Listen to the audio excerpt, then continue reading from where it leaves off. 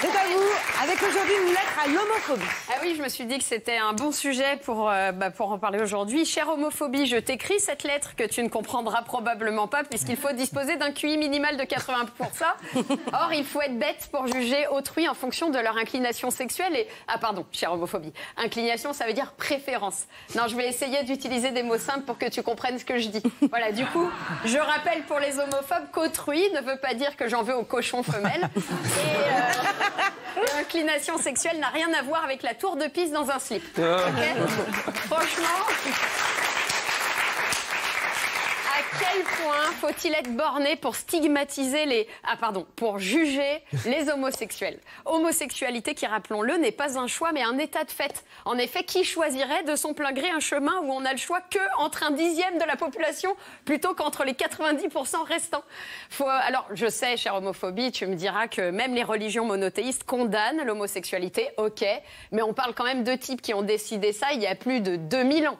Je veux dire, ils ont dit qu'un homme qui embrasse un homme, c'est mal, et juste après, ils ont quand même décrit un type qui marche sur l'eau et un autre qui a ouvert la mer en deux. Et on les croit, mais ok. Et aujourd'hui, la plupart des homophobes reprochent aussi à la Terre d'être plate. Enfin, moi, je dis ça, je dis rien. Hein. Alors, le plus triste, chère homophobie, est que sous ton couvert, on assiste à une recrudescence d'actes homophobes dans les banlieues. Des gays y sont attirés, puis frappés. Bref, des gays tapés dans des gays tapants.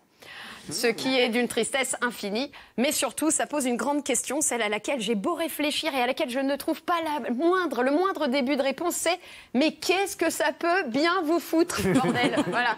Au nom de quoi on s'estime légitime à juger ce qui se passe dans le lit d'autrui? Es-tu toi-même à ce point irréprochable pour disposer d'une autorité morale? Alors laisse-moi répondre à ta place. Non. Voilà. Tout le monde a des pratiques que les autres jugent dégoûtantes. Est-ce que moi, je juge les pratiques SM d'une personne autour de cette table? Ça va retomber sur David. Et... C'est moi, là? Oh bon. Comme j'entends... Ça tombe toujours sur vous. Mais comme j'entends pas de cette oreille, à chaque fois qu'elle dit que je suis sadomaso, j'entends pas. C'est pour ça que je le dis. Et est-ce qu'on se met à frapper aussi tous ceux qui se curent le nez au volant? Non. Et pourtant, il y en a. Ne niez pas, parce qu'on vous voit tous les feux rouges avec la 10e phalange dans le sinus. Ah, ça, c'est moi. Voilà. Alors, pourquoi existes-tu, chère homophobie? C'est comme si on décrétait que c'était mal de sortir avec des blondes. Je veux dire, c'est complètement irrationnel. Même si c'est vrai que dans tous les cas, il vaut toujours mieux une brune, évidemment. Sauf bien sûr si la blonde est votre chef et qu'elle a une émission. Alors là c'est la meilleure, c'est sûr. Mais sinon j'ai une solution. En fait, je crois que l'idéal, ce serait de voter tous ensemble et de décider que les personnes homosexuelles ont strictement les mêmes droits que les autres en ce qui concerne le mariage, par exemple. Au mieux, en fait, je crois qu'on pourrait rédiger un document officiel qui stipule que tous les hommes naissent et demeurent libres et égaux en droit. Et là, c'est sûr, je crois que si tout ça, ça existait, il faudrait vraiment se vautrer dans une bêtise crasse pour continuer à avoir des pensées homophobes. Alors, et puis, on a de cesse de se plaindre des guerres, mais là, quand même, on reproche à des gens de s'aimer. Tout ça, pourquoi? On ne sait pas, parce que tout ça, c'est de l'amour. Alors, comment peut-on haïr de l'amour, quelle que soit la forme? Alors voilà, je l'avoue, chère homophobie, je souffre d'une terrible affliction je souffre d'une un genre de maladie, donc qui te ressemble, qui te ressemble, voire même qui t'est dédiée, chère homophobie. Je crois que je suis atteinte de connardophobie.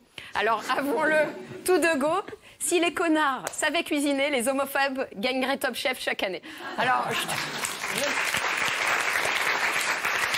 Bravo! Bravo.